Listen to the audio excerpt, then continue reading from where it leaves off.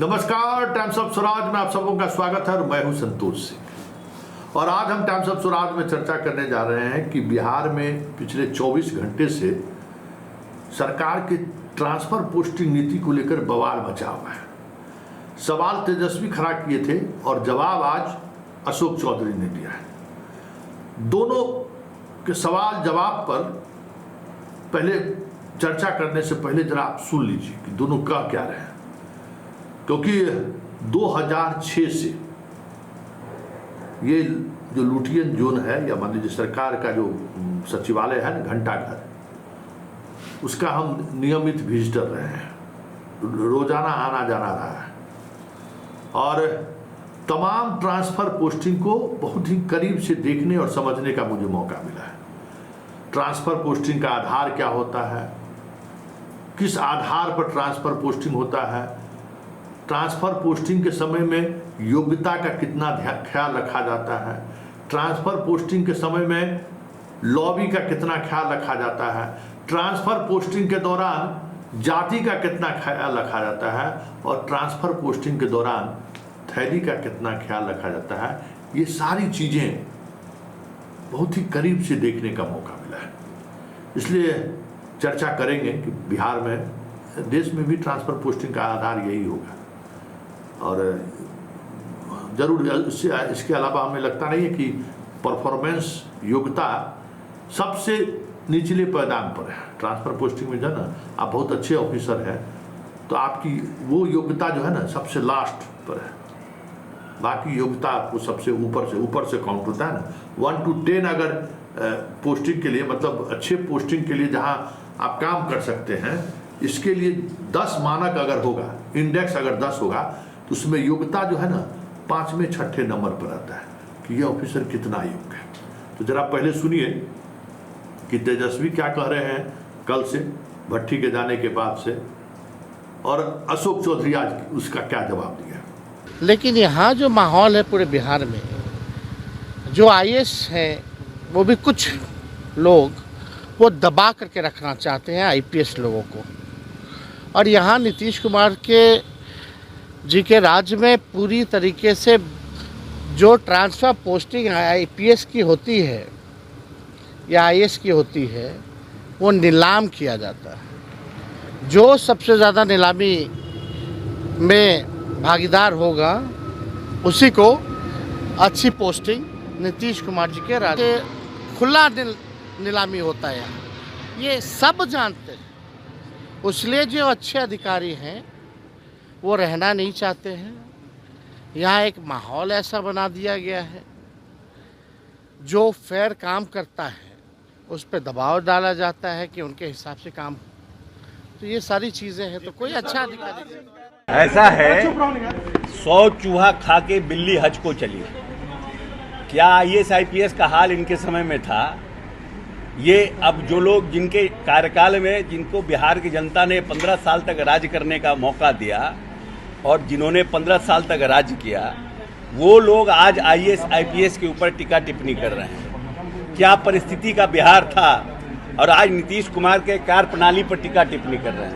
उनको अपने माता पिता के कार्य प्रणाली पर उनको याद नहीं है और कभी उन्होंने अफसोस जाहिर नहीं किया कि बहुत जो 15 साल का उनका कार्यकाल था बहुत दुर्भाग्यपूर्ण था। अब आप नीतीश कुमार के कार्यकलाप पर टीका टिप्पणी रोज करते हैं। कौन आईएएस आईपीएस है जो दबाव में है? एक का नाम बताएं, एक का भी नाम बताएं ना कि कौन आईएएस आईपीएस दबाव में है, कौन आईएएस आईपीएस परेशान है, कौन लोग प्रसन्न नहीं है।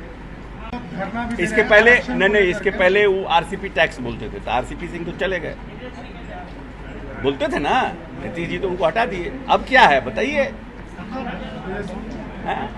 अब बताइएगा ना। कोई ऐसे राह चलते नेता प्रतिपक्ष हैं और नेता प्रतिपक्ष की कुछ गरिमा होती है, उस गरिमा का पालन करें। राह चलते जो कार्यकर्ता काम करते हैं उस तरह का आरोप मत लगाएं। अगर इनके पास कोई आरोप है तो पुख्ता आरोप लगाइए, तब समझ में आएगा कि हाँ इनका आरोप है। ऐसे आईएएस आईपीएस की पोस्टिंग में पैसा लिया जाता है, भ्रष्टाचार हो गया, बेरोजगारी हो गया। तो सुन लिए कि भाई दोनों अपनी अपनी जगह पर सही है।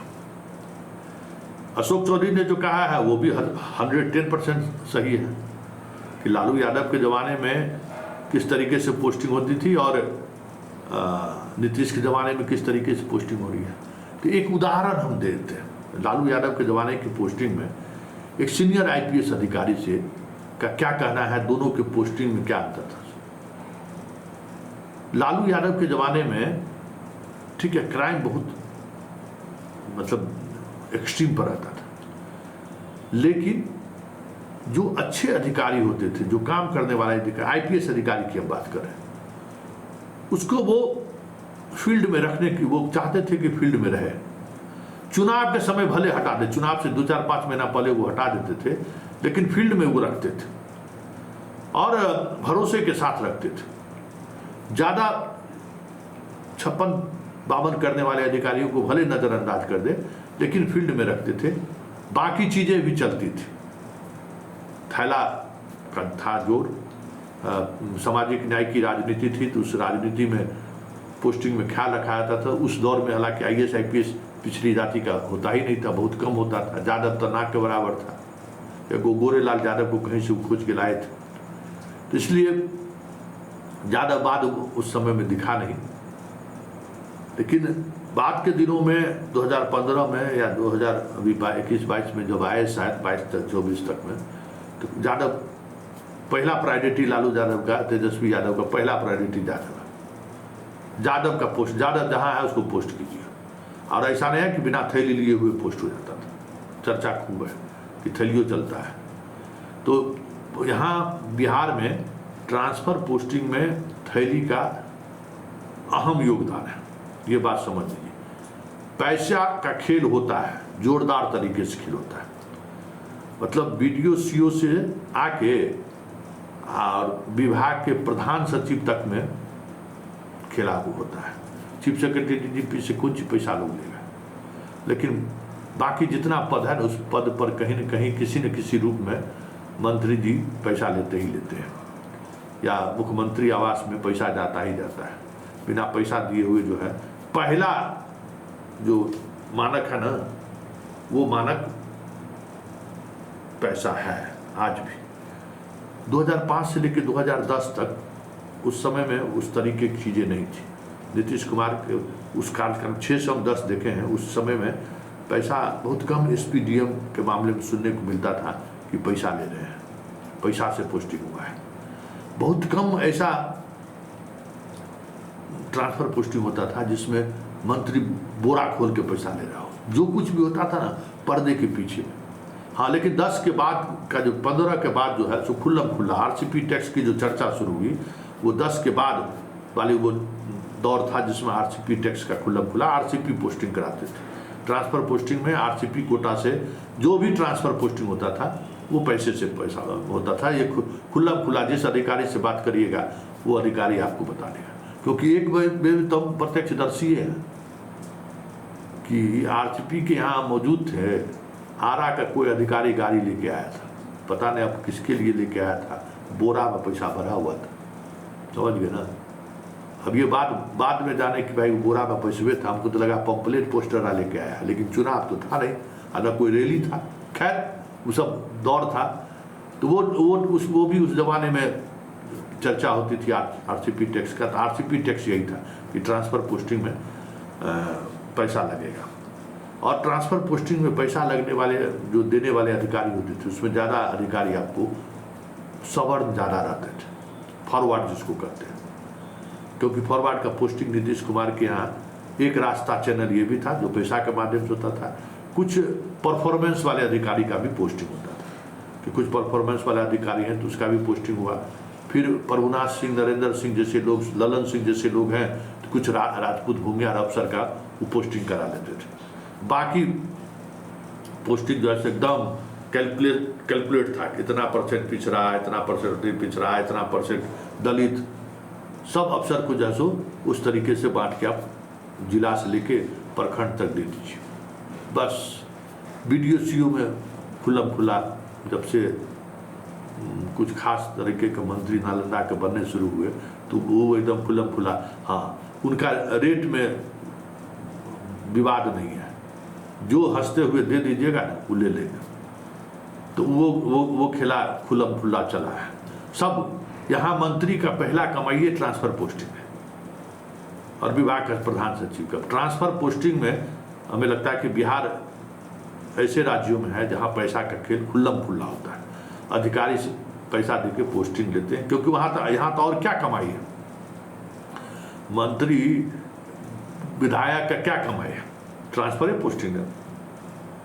इधर जो दौर चला है 2020 के दौर के बाद जो है, जब दीपक बाबू का दौर आया है तो उसमें विधायक अनुशंसा लेके आइए, साथ में झोला भी लाइए, ये चलता है, खूब चर्चा है। जिससे पूछ लीजिए, जिस अधिकारी से पूछ लीजिए, ये कह देगा कि हाँ कुछ तो करना ही पड़ता है। तो ये चाहे हाँ, इधर हाल के वर्षों में डीएम वगैरह के पोस्टिंग में पैसा का खेल नीतीश कुमार के शासनकाल में बहुत कम, लिमिटेड, मतलब कुछ डीएम होते थे जिससे पैसा की उम्मीद की जाती थी। लेकिन अब वो प्रवृत्ति बढ़ गया है। अब बहुत सारे ऐसे डीएम को आप फील्ड में हैं तो आपको लेवी देना होगा। ये बात साफ दिखता है। एसपी है तो आपको लेवी देना होगा। ये बातें जो पहले 5% 10% था, वो बातें अब 50-60% पर पहुंच गया है। ये नीतीश के लगातार शासन काल में रहने के दौरान ये चीज़ें, ये बदलाव जो 2006 में हमें नहीं देखने को मिला। कुछ होता था, कभी कुछ हो गया, इस तरीके से नहीं होता था जो आज हो रहा है। एकदम ट्रांसफर पोस्टिंग में योग्यता का भी ख्याल रखा जाता था। और योग्यता का ख्याल नीतीश कुमार, अब समझिए ना, योग्यता एक साथ डीजीपी चीफ सेक्रेटरी दोनों भूमिहार बना दिए। लोग हल्ला हंगामा करते रहे कि ना अशोक कुमार सिन्हा भी और अभी आनंद भी साथ बने। तो क्योंकि उस समय में ये मिथ्या बड़ी कस के चला था, कैसे डीजीपी और चीफ सेक्रेटरी दोनों एक ही जात के होंगे। तो नीतीश कुमार उस मिथ्या को तोड़ चुके हैं। डीजीपी के नियुक्ति में नीतीश कुमार कमोबेश थोड़ा अपर हैंड लेते थे, क्योंकि डीजीपी के कोई ऐसा, आप देख लीजिए ना 2005 से देख लीजिए, डीएन गौतम जैसे लोगों को भी उन्होंने डीजीपी बनाया, सरपास करके। भट्टी जैसे लोगों को भी उन्होंने डीजीपी बनाया, और गुप्तेश्वर पांडे जैसे लोगों को भी वो डीजीपी बनाए। क्या कहते हैं, ये जो सिंघल है, ऐसे लोगों को भी बनाया, लेकिन उसकी संख्या कम रही। अधिकांश छवि वाले अधिकारियों को डीजीपी बनाते। और जब से इसमें गड़बड़ी हुई ना, तब से लॉ एंड ऑर्डर का कह सकते हैं कि लॉ एंड ऑर्डर प्रभावित होना शुरू हो गया। अभयानंद जी के साथ बाद जो है चीज़ें थोड़ा बेपटरी होना शुरू हुआ, और जब बेपटरी हुआ तो वो अभी तक पटरी पर नहीं आया। आज ही देखिए ना, आलोक राज के डीजीपी बनने का आधार क्या है, किस आधार पर उनकी पोस्टिंग। एक ऐसा अधिकारी जो कभी भी नीतीश कुमार के टेन्योर में महत्वपूर्ण जगह पर नहीं रहा है। कुछ दिनों के लिए लॉ एंड ऑर्डर एडीजी बनाए गए थे, लेकिन लॉ एंड ऑर्डर एडीजी का कोई पद का कोई मतलब नहीं है। एडीजी हेडक्वार्टर बहुत महत्वपूर्ण पद माना जाता है, आईजी हेडक्वार्टर बहुत महत्वपूर्ण माना जाता है, सीआईडी में अगर आप रहे हैं तो महत्वपूर्ण पद माना है। ऐसे किसी पद पर आलोक राज नहीं रहे। हमेशा आलोक राज नीतीश के निशाने पर रहे। कितना बड़ा बड़ा पैर भी आया, लेकिन नीतीश कभी समझौता नहीं किया। आलोक राज को कभी पता ही नहीं, भट्टी से तो सीनियर थे आलोक राज ना, लेकिन भट्टी को दिल्ली से बुलाकर बना दिए, लेकिन आलोक राज को नहीं बनाए। लेकिन आज परिस्थिति ऐसी बनी कि आलोक राज को वो बना दिए। तो ये चीज़ें जो है ना, इसलिए ट्रांसफ़र पोस्टिंग में जो दावे के साथ कोई कह दे कि हम ट्रांसफ़र पोस्टिंग में बहुत ही पारदर्शिता बरतते हैं, कोई सरकार नहीं बरतती है। कोई भी सरकार, जो मेरा अनुभव है 2006 से लेके आज 2024 तक, आधार क्या है ये भी समझ में नहीं आता है कि ट्रांसफ़र पोस्टिंग का क्या आधार है, ये भी आपको समझ में नहीं आएगा। किसी अधिकारी को क्यों नाराज हो गए मुख्यमंत्री, ये भी आपको समझ में नहीं आएगा। किसी अधिकारी पर नीतीश कुमार क्यों इतना ढले हुए हैं, बहुत माइक्रो लेवल पर जब आप विश्लेषण करिएगा ना, तब आपको समझ में आ जाएगा कि भाई कुछ चीज़ है। आप बताइए, कहाँ चंचल कुमार और कहाँ दीपक कुमार, दोनों में आकाश जमीन का फर्क है। चंचल कुमार के कामकाज की शैली को हमने करीब से देखा है, और दीपक कुमार के भी कामकाज को करीब से देखा है, मतलब दोनों में कोई तुलना नहीं है। मतलब कह सकते हैं एक अगर यहां है तो दूसरा यहां है, 90 डिग्री का भी नहीं, 360 डिग्री का से भी ज्यादा का फर्क है। लेकिन दोनों नीतीश के चाहते हैं, वो भी चाहते रहे और ये भी चाहते हैं। और उसी तरीके से आर के सिंह को देखिए, जो अभी भारत सरकार में मंत्री बने। आर के सिंह यहाँ पढ़ते, अमृत यहाँ, लेकिन दोनों के प्रति नीतीश के लिए असीम प्यार रहा है। मतलब ये चीजें हैं। एगो गंगवार है, एगो गंगवार थे, गंगवार साहब को बड़े भाई हमको याद है, ले गए अपने यहाँ प्रधान सचिव बना के, सार्वजनिक रूप से डांटते थे उनको, सोचे थे कुर्मी है ले जाते हैं, लेकिन नहीं टिके। अच्छा कुर्मी था, आपको क्या नाम है उनका, कुंदन कृष्णन, नहीं पटा नीतीश कुमार से, भागना पड़ा उनको बिहार छोड़ के, क्योंकि वो समस्या खड़ा करने वाले अधिकारी ज्यादा है। मुख्यमंत्री को ये भी चीज चाहिए कि आप समस्या खड़ा मत करिए, आप समाधान, आप परेशान मत कीजिए, कुछ ऐसा कुछ मत कीजिए जिससे परेशानी हो, लॉबिंग होना शुरू हो जाए, कुछ किसी तरीके की परेशानी हो जाए। तो ऐसे अधिकारी को वो ज़्यादा पसंद करते हैं, ये भी नीतीश कुमार भी, कि बस अब शांति से, बिना किसी लॉबी का, बिना किसी, शांति से जो करना है करिए, मलाई खाना भी है तो खाइए, ज़्यादा उलट पुलट मत करिए। उलट पुलट करिएगा तो फिर परेशानी है। अब जैसे के पाठक है, के पाठक का एक सुराहा है, इधर एगो सुभाष प्रसाद थे, इसी तरीके से जिधर देखेंगे उधरे देखते चल जाएंगे। ये सब अधिकारी को कंट्रोल करना मुश्किल है, मतलब एक अजीब किस्म का मिजाज है। तो मुख्यमंत्री नीतीश कुमार ऐसे अधिकारियों को खास परिस्थिति में इस्तेमाल करते हैं।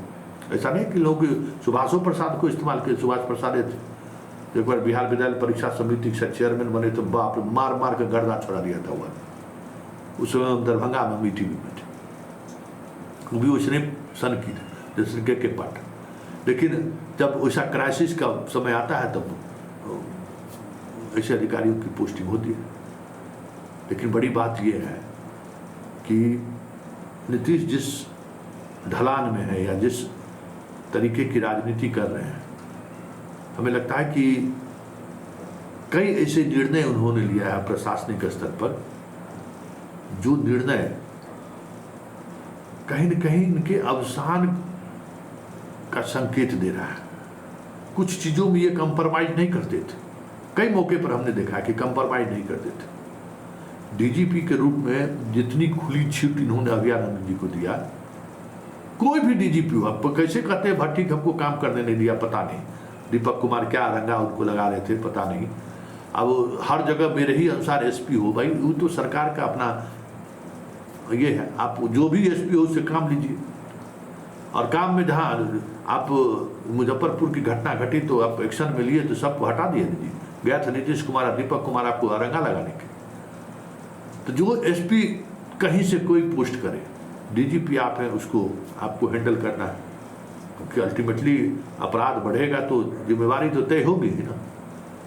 तो ये सब चीजें नीतीश कुमार के समय में देखने को मिला है। आईएएस अधिकारियों के पोस्टिंग में भी जो उनका ड्रीम प्रोजेक्ट है, जिस प्रोजेक्ट को लेकर वो सबसे ज़्यादा जिसको लेकर वो गंभीर रहते हैं, उस काम पर उनकी खास नज़र रहती है। उनके खास पॉकेट के अधिकारी हैं। अब तो वो चीज़ें नहीं रही। अब तो अधिकारी से, जब से दीपक कुमार का प्रवेश हुआ है मुख्यमंत्री आवास पे, अब सीधे तौर पर अधिकारियों से नीतीश कुमार की कम ही मुलाकात होती थी। पहले हर प्रधान सचिव सीधे, मतलब एक दौर था जिनकी आप सीएम से मिलना अगर आपको होगा तो मुख्य सचिव के माध्यम से मिल सकते हैं, चाहे आप कितना भी बड़ा अधिकारी क्यों ना हो। तो अब मुख्य सचिव का पद का कोई मतलब नहीं रह गया है। अब चंचल कुमार के दौर में चंचल कुमार के माध्यम से मिल सकते थे, अभी दीपक कुमार के माध्यम से मिल सकते हैं।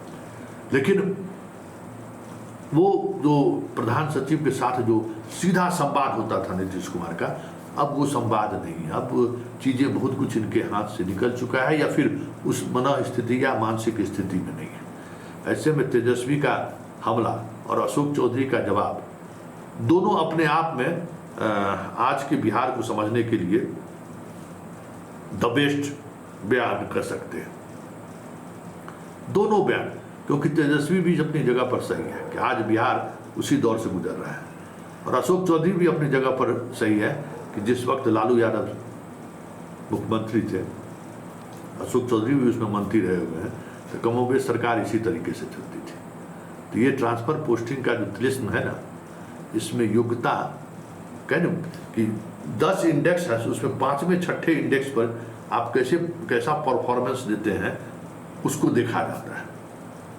पहला परफॉर्मेंस जाति है, दूसरा परफॉर्मेंस थैला है, तीसरा परफॉर्मेंस है कि कोई सांसद और विधायक अगर आपको ले जाना चाहते हैं तो वो है, चौथा प्रेफरेंस में है कि जो सरकार जिस सामाजिक समीकरण के सहारे चल रही है उस समीकरण में आप फिट बैठ रहे हैं कि नहीं, पांचवा में है, पांचवा छठा में कि इनका परफॉर्मेंस कैसा रहा है। जहां इस तरीके का इंडेक्स हो उस राज्य में अच्छे अधिकारी की पोस्टिंग हो या नहीं है या हो रहा है, अब सोच लीजिए।